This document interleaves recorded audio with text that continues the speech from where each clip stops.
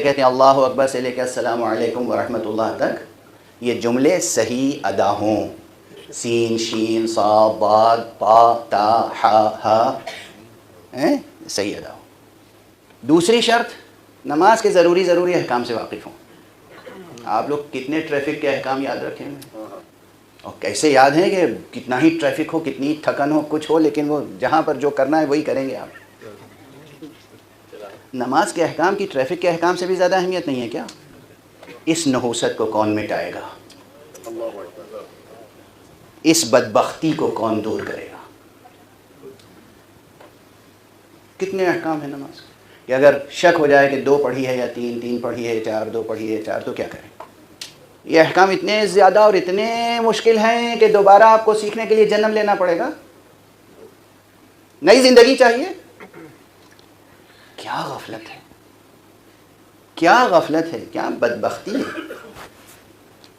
احکام نماز سے واقف ہو۔ پہلی شرط قرأت درست ہو، دوسری شرط احکام نماز سے واقف ہو، تیسری شرط کے لیے وہ تمہید باندھی تھی جو لفظ معاش کے معنی بتا رہا تھا، مشہور قسم کا بدمعاش نہ ہو۔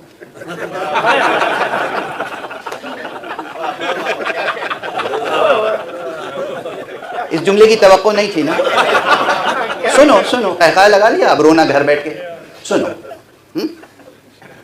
مقصد یہ ہے کہ آپ میں سے ہر مومن پر حسن ظن رکھنا ضروری ہے۔ آپ نے کیے ہوں گے ضرور دنیا میں لاکھوں گناہ، مگر مجھے اللہ نے یہ حق نہیں دیا ہے کہ میں آپ کو دیکھتے ہی گنہگار سمجھوں۔ یہ اس کی شان کریمی، یہ اس کی غفاریت کی شان، یہ اس کی ستاری۔ وہ ستار العیوب ہے، وہ عیوب پہ پردہ ڈالنے والا ہے، اور اسی مومن کو مومن سمجھتا ہے جو دوسروں کے عیبوں پر پردہ ڈالے۔ جو بھائی فروغ گزاشتے ہیں، سہو بھول چوک گناہ چھوٹے بڑے بہت سے ہوتے ہوں گے سب سے، مگر اس کی عام پوزیشن یہ ہو کہ عام طور پر لوگ اسے ایک اچھا مومن سمجھتے ہوں، ایک اچھا انسان سمجھتے ہوں، کسی ایک گناہ کے لیے بھی اس کی شہرت نہ ہو، نعوذ باللہ۔ معلومات 10 آدمی بیٹھے ہیں، جیسے ہی داخل والے توبہ کون سا ہے، ایسا نہ ہو۔ اس سے زیادہ عدالت ڈھونڈ کے لا نہیں سکیں گے ابھی، اس سے زیادہ عدالت ڈھونڈ کے نہیں لا سکیں گے، ٹھیک ہے نا؟ کہ کسی ایک گناہ کے لیے بھی مشہور نہ ہو۔ داڑھی کے لیے میں نے کیوں کہا؟ بنا بر احتیاط واجب، یا بعض فقہا کے نزدیک مطلقاً داڑھی شیو کرنا جائز نہیں ہے۔ اگر یہ حکم معلوم ہے، روزانہ انسان حکم معلوم ہے اور روزانہ شیو کر رہا ہے، حکم معلوم ہے اور روزانہ شیو کر رہا ہے، گناہ تو چھوٹا سا ہے لیکن یہی چھوٹا گناہ بڑا ہو جاتا ہے۔ ایک مثال تھی بس دی، ٹھیک ہے نا؟ انسان میں 3 شرطیں ہوں: قرأت جانتا ہو، احکام نماز سے واقف ہو، اور انسان عادل ہو، شریف ہو، انسان کسی گناہ کے لیے مشہور نہ ہو، گناہگار مشہور نہ ہو۔ اللہ نے اپنی ستاری کا پردہ اس کے اوپر چاک نہ کر دیا ہو۔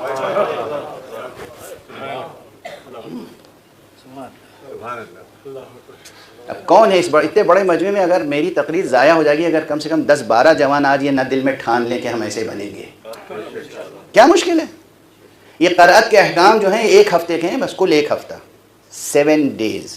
اتنی لمبی چوڑی عمر میں 7 دن خدا کی خوشنودی کے لیے وقف نہیں کر سکتے ہیں آپ قرآن سیکھنے کے لیے؟ چیلنج کر رہا ہوں، 7 دن، صرف 7 دن، 7 دن اگر توجہ سے بیٹھ جائیں۔ آپ حضرات تیار ہوں تو یہاں اس باب المراد میں پروردگار ہمارے برادر معظم جناب حجت الاسلام والمسلمین مولانا ذوالقدر رضوی صاحب کا سایہ برقرار رکھے، ان کو صحت عطا فرمائے۔ جناب آقا حجت الاسلام مولانا شیخ کریم المحروس تشریف فرمائیں، پروردگار ان کے توفیقات میں اضافہ فرمائے۔ اس باب المراد میں آپ حضرات کے لیے قرآن کی تجوید 1 ہفتے کا کورس ہو سکتا ہے، جس میں بہت سے لوگ سیکھ لیں، جب چاہیں۔ بے ادارہ تو اس لیے ہے کہ ہم پروگرام بنائیں اور آپ آئیں، نہیں، یہ کافی نہیں، آپ بنائیے پروگرام کہ بھئی ہم فلاں دن سیکھنے کے لیے آنا چاہتے ہیں، ہم دروازے کھولیں گے، آپ کی فرمائش کے مطابق دروازے کھولیں گے۔ شوق تو ہو، ذوق تو ہو، آئیں تو پھر جملہ، یعنی اس جملے کو قد کریں کہ اللہ کا کلام لسان اللہ کا لہجہ، اس کے لیے دل نہیں چاہتا کہ مشق کریں؟ ہیں؟ دل چاہنا چاہیے نا۔ عشق علی کے کیا معنی ہوتے ہیں؟ بہرحال تو یہ ایک مسئلہ تھا کہ معاشرے میں اگر بہتری لانی ہے، معاشرے میں پورے گھر میں نماز پڑھنے سے گھر کی نحوستیں دور ہوتی ہیں، بلکہ گھر کے اطراف میں کم سے کم 40 گھروں تک کی نحوستیں دور ہوتی ہیں، اور مسجد آباد کرنے سے پورے معاشرے کی نحوستیں دور ہوتی ہیں۔ ان حقائق کی طرف کب توجہ ہوگی؟ بہرحال یہ سب توجہات ضروری ہیں۔